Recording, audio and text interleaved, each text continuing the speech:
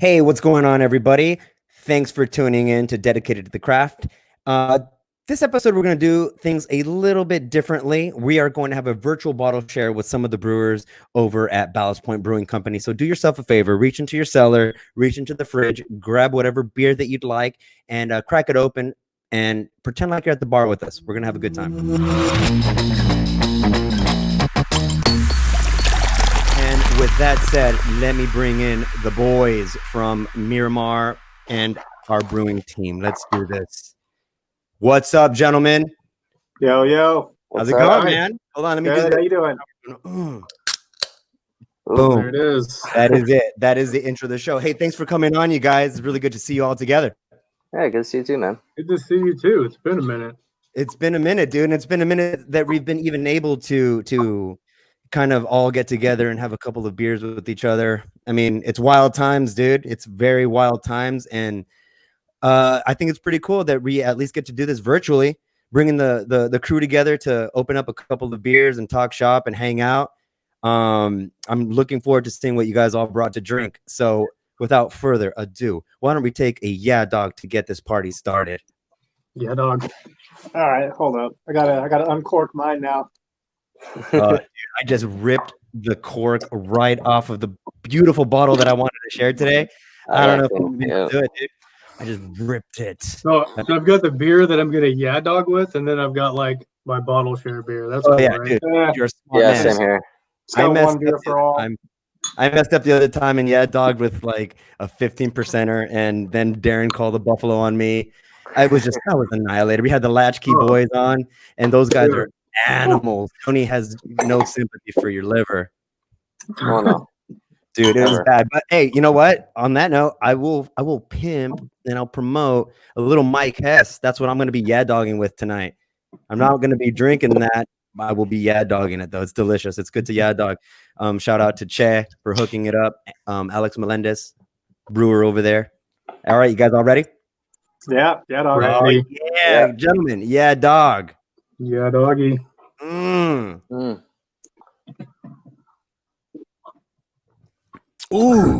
Okay. All right. So listen, guys. This is a virtual hangout. Anybody listening in on Apple or Spotify, just know that we can see each other. So if we're making fun of each other's hair or something like that in the background, it's because we can actually see each other. But the idea of this whole gathering is to be a recurring theme, guys. I want to bring you boys back. I want to bring on different departments from Ballast Point in an effort just to hang out, have some fun, and kind of get to know each other a little bit better and get a little insight as to kind of the relationships that we've built over the years, man. We've all been here quite a number of years. So as I point to you to present your beer, go ahead and just give everyone listening a little quick little bio about what you do and how long you've been doing what you do. And we'll start with Tom. Okay. So I guess we'll start with the bottle that I have. Yeah, let's do that. What are you sipping on today, dude? I've got something called James and Julie from Allagash Brewing. Oh, nice. 6.7% alcohol by volume. Sour brown ale. So is there a rendition of a Flemish brown? Oh, Flemish brown. Let's see the bottle. Let's see what you got. Oh man, nice. You haven't even recorded yet. I hope that very classic looking. Allagash kind of roped me in like years ago with their Curio. So I haven't had Allagash in a long time, dude. I'm embarrassed to say. I just where are you finding Allagash around here besides like craft bottle shops? They only have like what? It was a craft bottle shop in Escondido. It's called Holiday Wine Cellar. Okay. They got a pretty good selection there. Dude, Allagash is the shit though. They're I don't know, like I said, I don't know why I don't pick them up more often. It's just when I go into it's like the opposite end of the country, like Portland, Maine. They they get out here, but they're just not that readily available. Ooh. And yo, Big T, you and me have known each. Ooh, look at that! You and me have known each other for a long time, brother. We both cut our teeth at Scripps Ranch, but I always like talking about your story because you kind of did this leap from where most of us have kind of climbed the ranks in kind of the same department. It's all making the beer. You kind of made the jump from a different department of the brewery. What was that? So I started out in the warehouse. Worked in the warehouse for about 3 months. At the time we were really busy, lots of 10, 11, sometimes 12-hour days. But it was awesome, 3 months into working at a brewery, just loving it, every moment of it. Got into brewing because I wanted to brew beer, and kind of started talking to the kegging line manager at the time, but also I think made it known that I wanted to eventually move out of the warehouse and get into production. Poor guy. Worst move that you've ever made, or what? Oh no, I think it's worked out so far. So far, so good. So yeah, 3 months in the warehouse. Had the opportunity to move into the cellar. So I made a big leap to the cellar. Got clowned on quite a bit because I didn't really know how to handle a tri-clamp very well. It was like, some pretty important things that you should know heading over to the cellar. But I try to keep my mouth shut and do the hard work and do the job. Well, dude, you came in from I remember that we all had that tri-clamp thing, dude, where you'd start, especially when you were shadowing on the cellar and you had to do the tri-clamp flick. The pressure was on, man. I was so on. I'm like, how did I do this with just one hand? And then you would have to begin with. It was horrible. It was embarrassing, dude. And then you would slap. The nail bed of my thumb was annihilated for like 3 months, where I just do the flip, trying to look cool, knowing damn well that it was just a matter of odds. And then you get it down. You think you get it down, and you're like whipping them around, and then you break a finger. Oh, dude, I would take one around with me, like around the even when I went home, just spinning it and just kind of showing it like a butterfly knife. Like a butterfly knife, like. Well, dude, like dips in the sharks, like. Dude, we would definitely have like clamp offs, because there was the tri clamp, and then because there was two, right? There's two. There's the one that only has those two connected by one hinge. It's just the 2-piece, and then there's the actual 3. And then there's the 3-piece. Yeah, the 3-piece. That was horrible, dude. But look, so now look what you're doing, brother. Why don't you tell everybody what you do now for BP?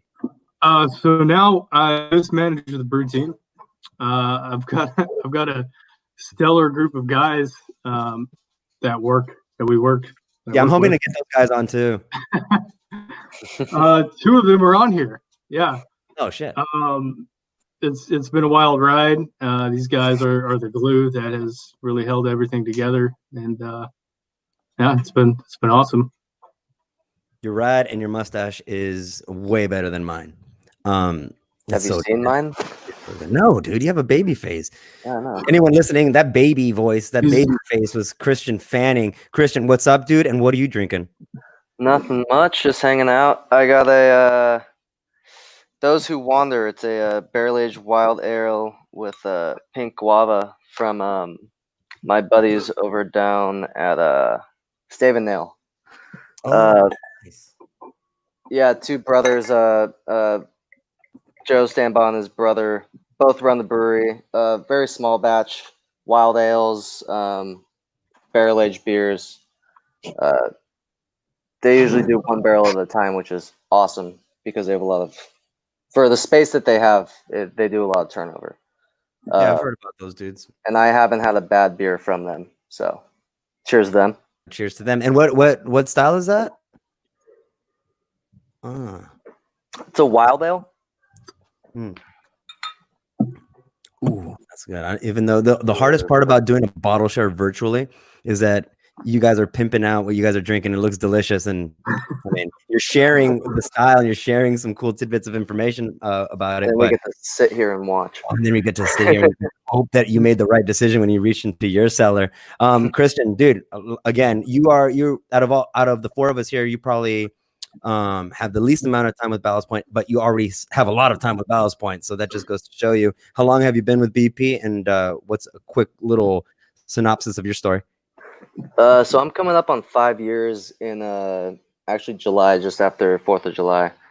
5 years I was started on canning. I was there for about a year and a half.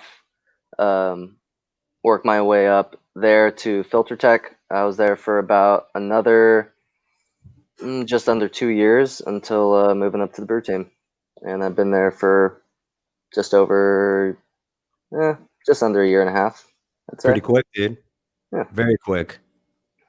And you're killing it too, man. You're our brew team right now has been distilled down to just stellar dudes. And not to say that anybody that has left our company was anything short of that, but I mean, if you are going to kind of distill it down to the skeleton crew that I think that we have right now, it's world-class dudes doing God's work, and so a lot of breweries out there I think would just dream about having the team that we have. Some of our output with the number of people that we have on staff is mind-boggling. So Darren, we already kind of touched on you in the last episode. You were my co-host when we were talking about when we were talking to the Latchkey boys. But why don't you just give us what you're drinking and reiterate a little bit of what you said on the last show? All right. Darren's my best friend, by the way. Yeah, that's true. We'll go with that. All right. So I've been working with Ballast Point for about 8.5 years. Jesus. I started off homebrew clerk at Homebrew Mart, and I kind of volunteered my time at the brewery there. Eventually just got a brewing job at Scripps, and now working at Miramar once Scripps closed. Worn a lot of hats, as they say, with Ballast Point. Yeah. And right now I'm drinking actually Ballast Point, and this is the This is the rye whiskey aged Piper Down. It was aged for 10 months in rye whiskey barrels. Ooh. It is 7.8%. The barrel adds, the barrel aging and any residuals adds about 1% to the beer. We could actually also thank Alex Melendez for this, because back before Hess, he was working as the barrel aging guy at Ballast Point. Yeah. So he had a hand in this. It's 2018. And I've been cellaring it for about, close to 2 years. Oh, man, and yeah, drinking it out of my limited edition yellowtail glass. Oh, bring it in, bro. Throwback. Bring it in. So, throwback Freemason of this group right now. You just been around long enough. Cheers, boys. Oh, geez. Well, look at animals. I'm drinking. Darren, I'm double. All right, cool. I'm scared of you right now. I'm sipping on a little Brother Thelonious Belgian style Abbey Ale, North Coast Brewing Company, 9.4. Man, I don't think I've had anything from North Coast that I haven't liked, and I got into North Coast really late in my life. I think it was their Pilsner, and it got me into this like North Coast kind of vibe, and then I just kind of started picking up some different ones that they produced and the ones that I could get my hands on, and they haven't disappointed once. I love what these guys are doing, man, and this is no different. I had it sitting in my fridge for a while, and I decided to bust it out with the boys. But I think that North Coast is one of those breweries that, if I'm having any doubts about what to reach for on the shelf or something like that, and I see something from North Coast, even if I don't really like the style that much, I'm not in the mood for that particular style. If I don't find anything else that I like, North Coast is a surefire shot. I don't know about what you guys think. I've had their the Brother Thelonious. It's an Abbey beer. Is that right? Yeah. Dude, it's so good. And I think I've had their Pilsner as well. Is that the Scrimshaw? Yeah. Yep. Yeah. Mm-hmm. Yeah. I think every time I go out to, I think Brigantine keeps that on rotation. Fish tacos and a Scrimshaw, like all day long. Ooh, nice. Brigantine, sir. That's fancy. Actually, to tell you the truth, I don't know if it's that fancy, but it sounds really for fancy. Happy hour. It's not. It's a cool spot. It's legit happy hour, dude. Yeah. So Tuesdays though. Oh, okay. Yeah. Well, most of those places, most of those legit spots that are that are a little bit up in the price range, their happy hours are just killer, right? Because they're trying to bring everybody in. They're trying to bring, you know, those the people that are willing to pay what my rent is for a meal, and then the other and then me, so that I can go in there and get a little loose before they kick us out. Dude, you know, Darren, one of the things that I wanted to talk about, and I didn't know that you were bringing on that bottle, but one of the things that I want to talk to you boys about is barrel aging beer, because I think everybody knows that we had a barrel aging program. Alex Melendez, Steve Anderson, SA, shout out, and Will. There were a team of 3 making some of the best barrel aged beers that I've ever had, and I mean, it was from our brewery, but to tell you the truth, I didn't hear any bad thing about them. What do you guys think about barrel aged beer, and what is the state of barrel aged beer in the craft community? And besides like Barrel Works and some bigger programs that have kind of stayed around, is it just like, is it like something that you guys should just have a little bit of, release it once in a while, and no one's really going to start opening up a trade street anytime soon? Personally, I love barrel-aged beers. I can't get enough of them, but I know it's kind of just like it's not everybody's cup of tea, really. Some people don't like the booziness, especially it seems like now people have kind of shifted towards like the lower alcohol beers in general. Yeah, I don't know. I think that they're just not as like marketable as like some of the other like mass-produced beers or more mass-produced beers. You know, the IPAs that, you know, I mean, if somebody likes an IPA, they'll drink an IPA and they'll drink the shit out of it. They'll drink a lot of it. And I think that's not quite the case with barrel-aged beers. So I think like having a little barrel-aged program is good. Release them every now and then. I know they're typically more expensive. You're not paying for just the alcohol and the beer, the time put in the beer, but you're also, you know, paying for the time aging, you know, the resources it takes to blend them really well. And that's what I think we did very well with our barrel aged beers, which I think is one of the most important things, is blending. And I mean, Steve Anderson has a gift in blending beers for barrel aging. And I think just, you know, releasing them kind of here and there, I think they're definitely worth the price point in general. I'm happy to, you know, to pay them, but I think it's not really like a sustainable thing as far as a business is concerned to have like a huge barrel aging operation like we had with Trade Street. I agree. I think so too, dude. It's kind of a little bit more. I don't know. To me, I agree with you. It's like, I love barrel aged beers, dude. I love them, and I drink them what I would consider often. And it's my consumption is nowhere near keeping a barrel aged program alive. You know what I mean? Yeah, like I love barrel aged beers, but you know, I can buy a case of an IPA and, you know, be gone on a weekend with a couple friends. And it's not quite the case with barrel aged beers. I mean, you get a case to share. You know, some people don't like them. I mean, it's not like you're going to really drink as many of them as you would a different type of beer. Usually, it's like kind of a one-hitter quitter. You drink a barrel aged beer, and you know that sates your barrel aged palate for the time being. Yeah. It's overwhelming. Can jack it up. What about you guys? You guys drink a lot of barrel aged beers? I do. I don't go out and buy them all the time, but if I go into a tap room and they have an offering, I like to sample it. I think they kind of fall into 2 categories. There are places that focus solely on barrel aging. They get really good at it, and that's their whole business model. And there are other places that also like to barrel age, and they get to a place financially or within the industry where they can afford to have a barrel age program. Doesn't pay the bills, but it's something that they like to do. So it's great for them to be able to let artists create and do what they do best.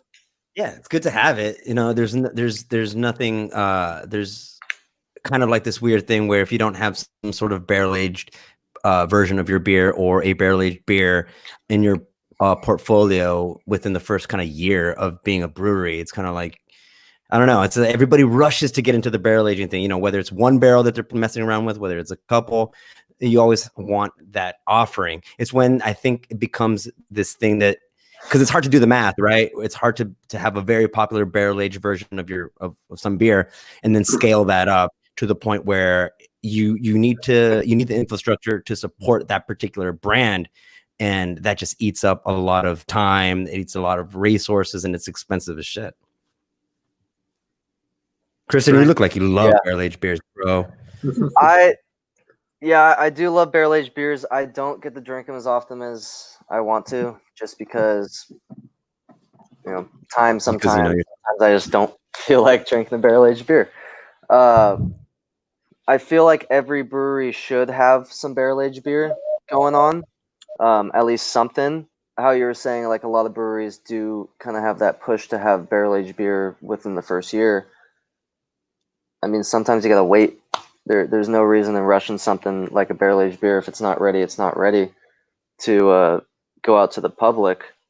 If you don't think if you're not being pushed, if you know what I'm. Definitely. Yeah. And one of the other things too, at least in my opinion, every time I think about expensive beers, and I'll take it away from barrel aged beers, when I think about expensive beers, there's still this thing that people have when they look at beer and it's above a certain price point. They go, "Oh shit, come on, dude, I'm not paying that much for a beer." And to Darren's point, it's like, man, it takes a lot to get that into a bottle, bro. Like it's literally on the verge of contamination at any given point. And when I say contamination, not that it's bad for you, that it's just producing flavors that you don't want, right? That's how we refer to contamination in that particular world. It's just it's developing flavors that you don't want. And so you always have to be monitoring it. You have to be pulling nails. You have to be drinking, tasting it. And by the time that 6 month to 9 month old, process is finally in a bottle, you got to convince somebody that it's worth $22, $30, $45 a bottle. It's a tough sell, but if you knew, if you could see what was going into it, it'd be a little bit more eye-opening, right? Exactly. If people knew how much work those guys like Esse and Melendez and Will put into those barrels, especially for how much we had, they'd shit their pants. Yeah. Because there were 3 guys running a warehouse of barrels and doing it every day, 365 for $22 for a bottle. You're getting, depending on how you look at it, right? Because let's say that it's good. Let's say that it's actually good. It's a steal. And you have no problem paying $150, $250 for dollars for a bottle of wine, because there's a certain kind of thought process that goes around it. You're in a white linen tablecloth place, and there's a guy that has one of those napkins over his wrist and stuff. And at our establishment, you have a septum ring dude or chick slinging you a beer, asking you to hurry up, and it's like the product is there, right? And I think that Ballast Point had that problem for a long time with all of our beers. Wouldn't you guys say that there was a time when we were too expensive for a lot of people? Once we went from a small brewery to selling out, as everybody liked to say, people had bad opinions about us, which kind of left a bias on their part in the first place. But I mean, Sculpin, it was a gold medal beer, and it was ranked like 97 out of 100 on what was that, Beer Advocate or one of those, great beer or something like that. Yeah, for the summer. It was, and it is, and it always has been a great beer. But kind of on the other hand of that is, why pay $15 for a 6-pack of an IPA when you can get a 6-pack of an IPA for $11 or $12? But I mean, you're paying that extra premium for the quality, and it is and always has been a quality beer. I remember one time, I forgot what we were doing. It was very short lived, and you'll know why after the story. But we were at Scripps, and they were doing this thing where they were bringing the sales guys, bless their hearts, to shadow us for a bit. And I forgot who it was. I think it was Mikey. Mikey, he used to work for us. He was our rep. Yeah. He came to shadow, but we were on the brew house. I was on the brew house, and I was brewing Dorado. And Anybody listening, if you guys are not familiar with the brewing process, you guys don't homebrew, it's a lot in a little bit, and then there's a lot of waiting time, and then there's a lot again, and then there's a waiting time, and then there's a lot again.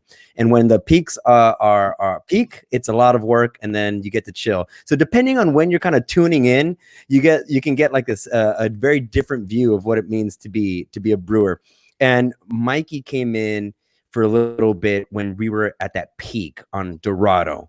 And if anyone listening is not familiar with that beer, it's a double IPA, and it's a lot of work to brew. At the time, it was a lot of work to brew at Scripps Ranch. And so Mikey comes in and he goes like, all right, hey man, I'm here to shadow. And you could tell he was unprepared. He had like a notebook with a pen. I'm like, dude, you're not gonna have any time to write anything down, so stop. And then he had like sneakers, and like, okay, this is gonna be fun. And I remember at the end of that day, we were at the bar having a beer, and he was sweating, dude. He was red, sweating, lost a shoe. He was like shirtless. He was like, oh, bro. And and I was like, yeah, dude, that's just a little bit, that's Dorado. It's kind of hard. And he goes, dude, I'm so glad that I went through that, because when those kind of stories and that sort of experience is being taught or sold or explained to anybody out in the world that doesn't really know what goes into it, you'd gladly, you kind of respect the product a little bit more, and you go, oh, okay, yeah, that's worth it, because I just went through that, and that's what it takes to make it. That's worth it. So that's one of those experiences that I had with the sales guy. I know that you guys have all had them. First time on the brew house, it's like, oh my God, this is a lot different than what I thought it was going to be. Did you guys find that same kind of thing happening to you guys when you guys started brewing?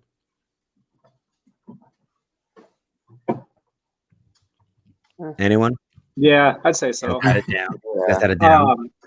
I mean, I homebrewed, so I mean, I pretty much understood like the process, but I went basically from homebrewing, kind of no time limit whatsoever, to going into Scripps and brewing 2 batches at a time, 24/7. So it was a little overwhelming at first. Yeah, well, it was like it's backbreaking, and when you're doing, and you guys work at Miramar, and that's a lot of work, and it's automated, and it's still a lot of work. Still a lot of work. Yeah, I mean, yeah, it's automated. Funny, like Kristen, like you kind of came in to brewing. You never really had a lot of or any experience at Scripps, right? No, I had packaging experience at Scripps. No, okay, burning. So you had that was a yeah of itself, dude. But you came in and brewed at Miramar. What was that like to you when you first started brewing there? Not when you were on the cellar, but when you were brewing. It was insane, because I went from this, home brewing culture, like I like shadowed brewers for a little bit, but I still didn't know the full extent of like how much work it really is, and the on and off, like sitting around for a little bit and then you're full speed ahead for 45 minutes at a time. But I went from a 5-barrel system, or a 5-gallon system, to a 300-barrel system in like that. No, yeah, and it was, some stuff did transpond over, but a lot of it was just learning on the job, which was awesome, because thankfully I am a visual learner, so I just watched guys brew, and learn your own techniques with the programming and the system. They're different beasts. Like home brewing is, you're making beer. Professional brewing, you're making beer, but it's completely different. Like it's almost day and night. Tom, do you homebrew? I know I don't, but do you? It's been a while, like years, unfortunately. I I kind of stopped once I started brewing at Miramar, and then I moved houses, and my homebrew kit kind of fell apart. Anyhow, it's been a while. It's been a nice because I don't homebrew, right? I know, Darren, you were an avid homebrewer. You were working at Homebrew Mart, so it's part of the DNA. But I never got that luxury of enjoying it to that in that particular world, right? Where it's a hobby. To me, it was a job from the first time I did it. From the first time I did it, it was a job, and it was fun, and I love it, and I loved it, but it wasn't like anything that I say, hey, you know what? I really like doing this. I'm going to go ahead and see if I could do this for a living. It was more my first day brewing or shadowing or whatever on the brew house. We were brewing something that was going to be packaged and it was going to be sold and people were going to drink it and criticize it and all that stuff. So it was a little bit different. I don't have any itch to homebrew. I don't know if that has completely deteriorated for Darren or for Christian.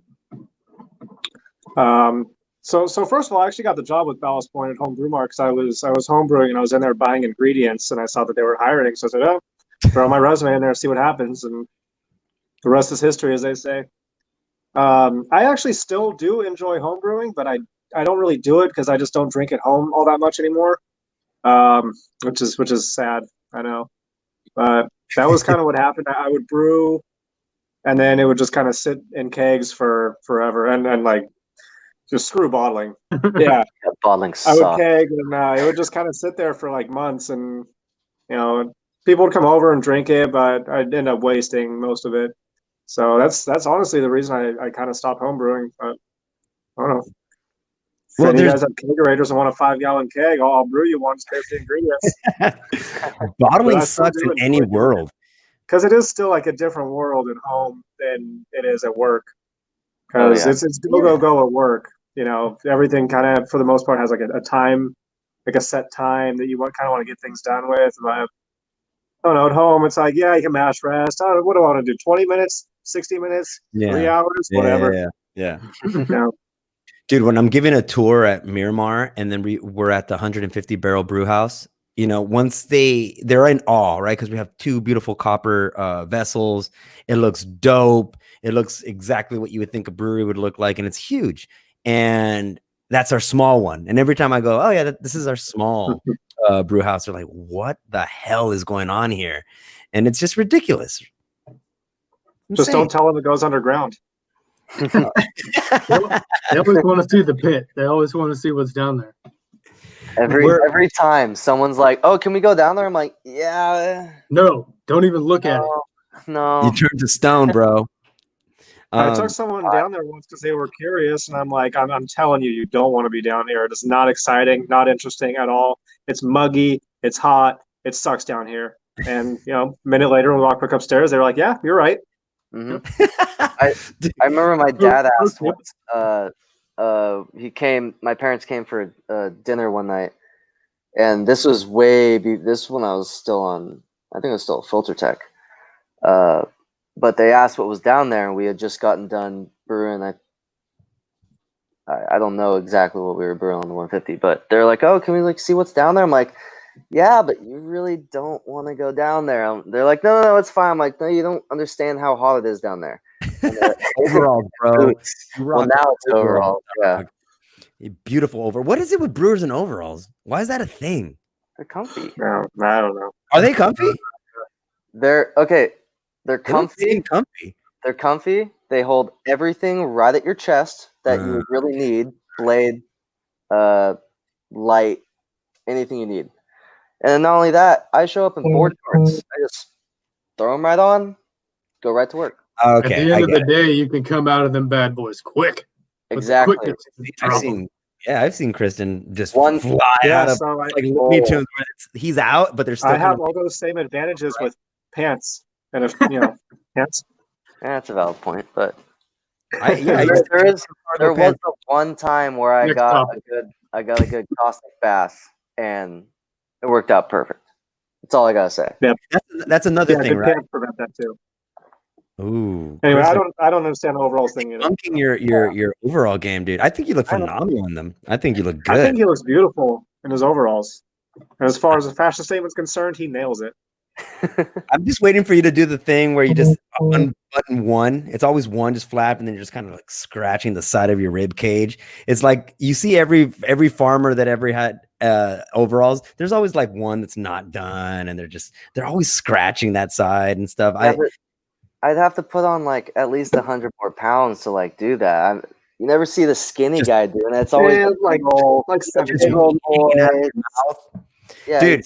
he's scratching the love handles. Like, Dude, I remember a world when I started that you just wear whatever the hell you wanted. I mean, there's a lot of I mean, you brew, you learn, and so you cover your skin a lot now, especially me. Believe me, if I'm ever down there, I like to cover my skin. But I remember walking in, and there would be brewers in board shorts. They'd be like in flip flops, dry hop, like shirtless dry hopping, and I was like, it was just a different era. It was like a different world of brewing. You're like, all right, that's kind of cool. What would you guys say that the most challenging department in a brewery like ours is at that pace? Would you say it's the brewers? You'd say it's the cellars? You think it's the warehouse? All of them have their challenges. All of them are rocking and rolling. But if you pick the short straw or the short stick, what department would you be going to? kegging. Kegging? You think so? I would think so. I wouldn't say kegging, man. I would think cellar. I mean, cellar has like Cellar's everything busy. from Yeah, the but point it's like- where it hits the fermenter to the point where it hits basically packaging. Yeah, that's true. They have, Gotta show some love for a cellar piece. yeah, they have a lot to do a lot of the time. Yeah. Have we all been on the cellar? We've all been on the cellar here, right? Yes, sir. No, it's Oh, just you, Spubs. Not. I mean, I've walked the cellar with a clipboard and a cup of coffee. But Maybe that's why I would think it's so hard because I never did it. Well, I don't think it's I would hard. I just say- think it's packed with work, with things to do. it's insane. I think that our time on the cellar, at least for me personally, my time on the cellar was the most stressful, I didn't sweat more than I did than when I was on the cellar, and out of pure stress, because you're kind of having When you to were feed- on the cellar, Mhm. when you were on the cellar was the most stressful period of Ballast Point, period. it was crazy, right? Hands down. and it was a different It crew. was Right. 24/7, Clean it bright. 7 brews a day. Not to mention that we had beers in the portfolio that were still being brewed on a regular basis that were so cellar time consuming. They were so like Yeah. Indra Oh, Canindra. Indra Canindra was being Mhm. pumped out regularly, and it was the cellar's job to spice that beer. And that beer was atrocious. Tastes good, but it was atrocious to do. The habanero, all of the flavoring. What do you guys think on the cellar? Still talking about the cellar. Was the worst beer that we had to deal with? I mean, Indra? me personally, I never had to work. I never even. I don't know. Yeah, I don't know how I missed out on it, but I never had the luxury of participating in Indra. Luxury is a nice way to say it. Habanero was like, I don't know, kind of spicy. Jeff, I know what it was. It was What? grapefruit wahoo. Grapefruit Wahoo was True. one of the best beers that never was. Choice selection. It was like No. Go ahead. So having never worked on the cellar, I would say pumpkin down. Mm. But I don't really have as valid of an opinion as any of you guys probably do.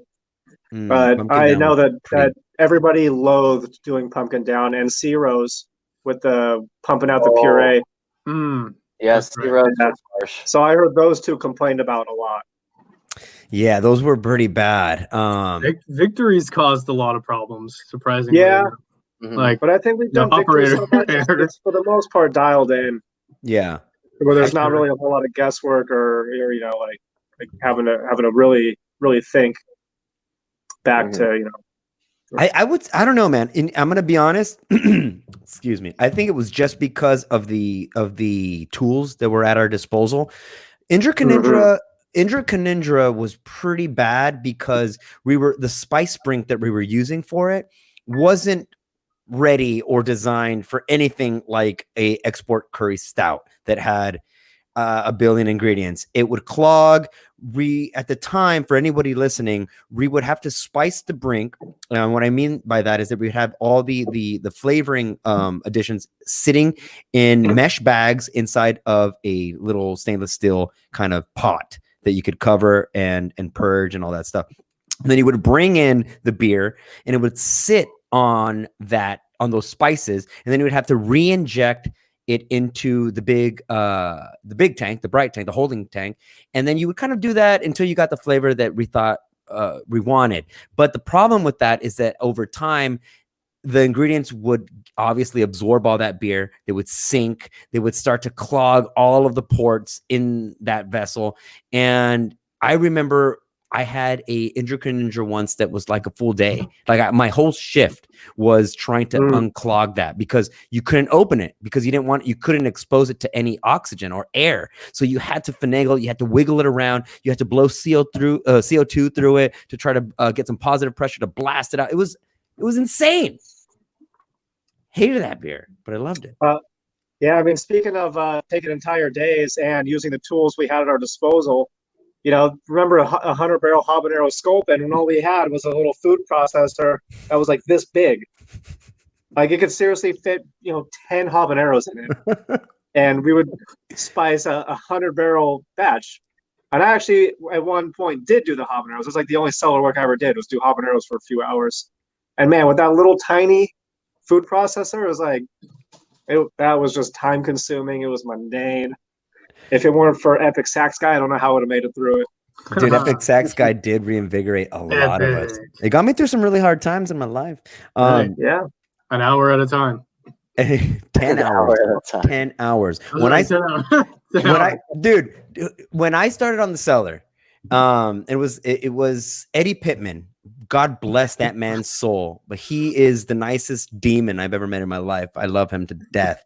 I say this with all due respect. He was like a tyrant on the cellar. He timed me. I remember when he was shadowing me, he would time me to set up a loop. Right. And a loop just means like you set up a series of hoses to connect vessels to each other in order to facilitate flow or to have flow go the right direction. And he would time me, tri-clamp, how fast it took me to put on the tri-clamp, how fast it took me to set up a filter. And if you didn't meet the time that he was comfortable with, he would shame you in front of the bosses. He would shame you in the tasting room. He made me a better cellarman. But I do think that it was the cellar that gave me the pace that is needed for an output like our brewery was doing at the time. Yeah, there was really no other option. Like the train was moving and you had to run to get on it. I think most people that learned the cellar, like when you and I did, Jeff, it was just what was expected for the time, and really nothing changed once Miramar opened. And that was the standard for a good long while. Yeah. And the fact of the matter is that we had to have a cellar department, and we had to have filter techs, and we had to have brewers, where a lot of breweries, small dudes, they do it all. Right? Like they do it all. They're the brewers, they're the cellarmen, they're the cleanup crew, they're the everything. And the glass. Yeah, straight up. They do every single thing. And the way that our brew houses have been structured, Scripps, Miramar, you name it, they've been structured in such a way that is ideal for the flow of raw ingredients throughout the building. But when you look at the layout, it's crazy. Like, yeah, if you're in a hurry, you have to cover a lot of ground. Oh yeah, it's insane, especially at Miramar too. Yeah, right. Because Miramar, although you have a lot of what we'll call automation, it's just the time that you need to have to get from one point to the other and kind of get back in time to do whatever else is on your list. You have to really play a time game. It was always like finding what Josh used to say. Josh was one of our old brewers, the Aussie, who would say, "Hey, mate, you have to find the God window, mate. This is a God window." And we yell it. He'd grab my cheeks like, "This is the God window." I'm like, what are you talking about? And I never knew what he was talking about until it was running solo. I was like, oh, all right. So to be fair, none of us ever knew what he was talking about ever. Period. He had a pretty thick accent. No lie. Yeah, thick accent and just, yeah. Hey, so what are you guys thinking about your beers? I have bonded with my North Coast Abbey Ale. We are one. This is such a delicious beer. By the way, if anybody's watching on YouTube, I'm about to give you what you should be looking out for. This bad boy right here is delicious, and I'm not a huge fan of Belgian ales or especially like monkish ales or abbey ales. They're very much a time and place for me, but since everyone's kind of doing this Christmas and July thing, all right, I'll bring the winter months a little closer. That's kind of I've been on this like stout, malty, heavy, big beer, high ABV, things that I would typically reserved for the winter months and stuff, like winter warmers and stuff. With this whole Corona lockdown thing, I've just been treating it like it's Christmas time already, and I've just been getting we've been getting nice and toasty. How are your guys' beers shaping up?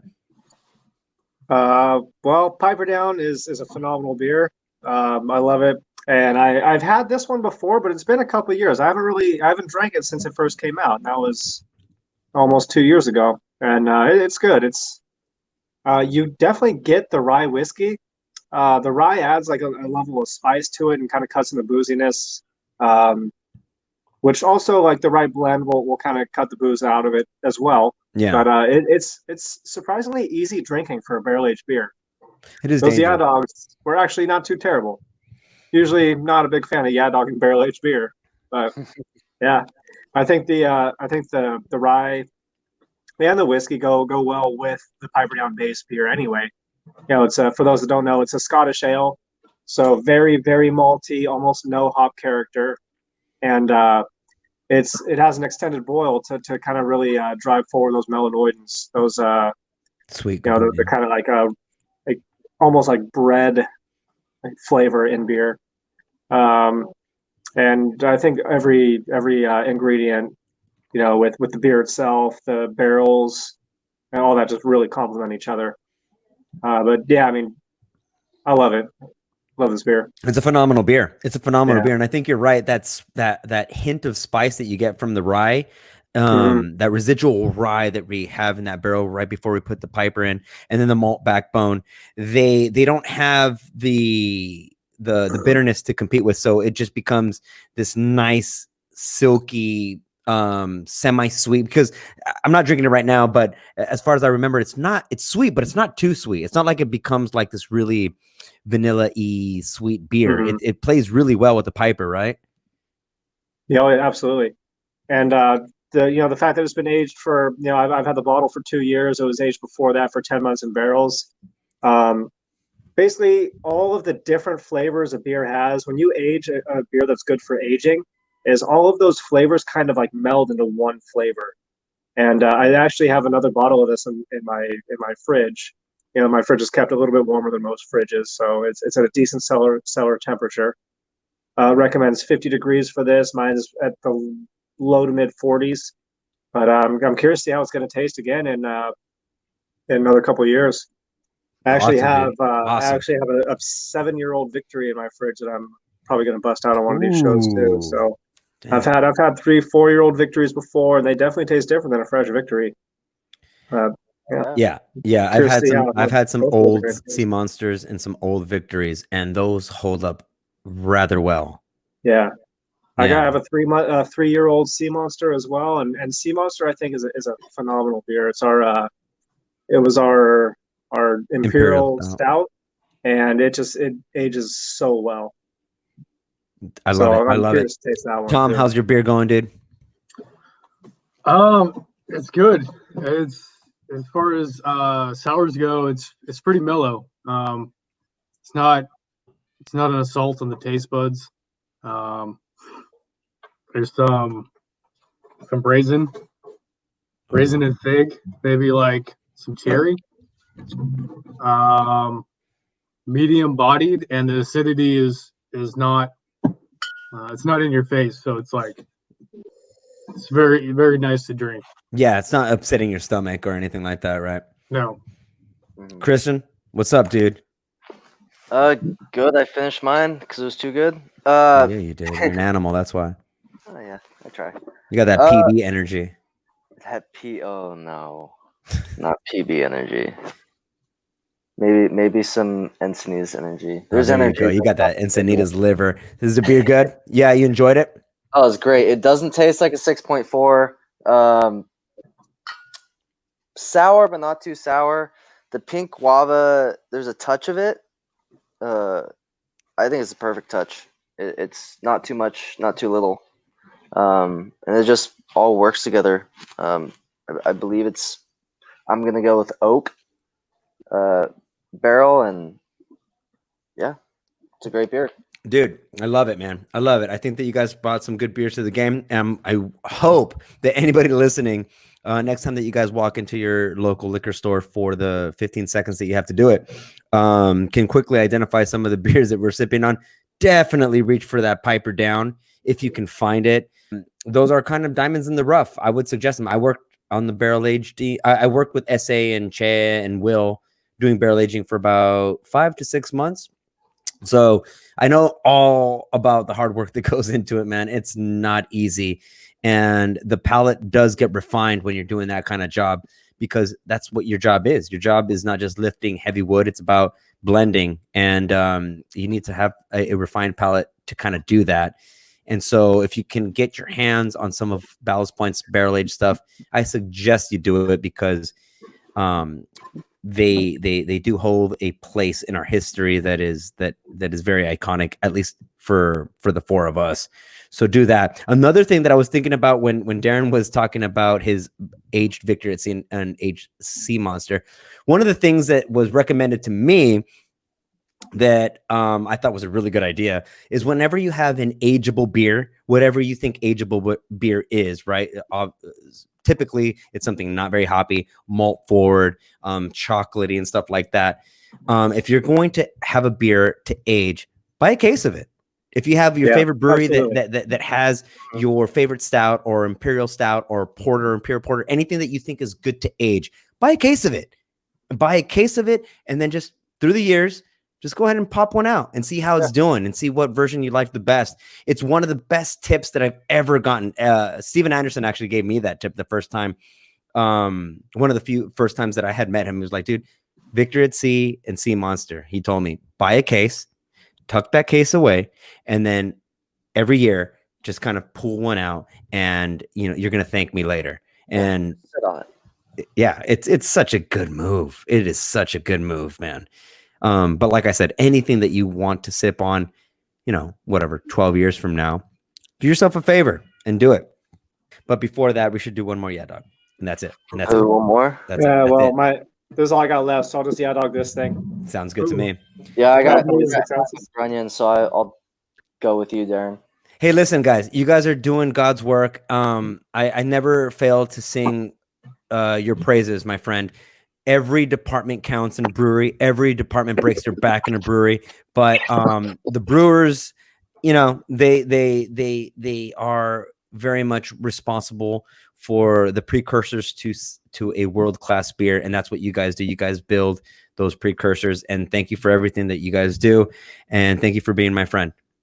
Oh, Darren is with the epic sax. Oh. Whoa, yeah. All right, guys. Cheers. I love all of you. Hope you guys enjoyed that conversation. It's nice to be able to get together virtually in a time where we really can't get together physically. A big shout out to all the brewers, all the cellarmen, all the front of the house people getting your beer to go orders in order. And a big shout out to all the kitchen staffs out there giving to go food and stuff like that. So tune in next time, and I hope you enjoyed that.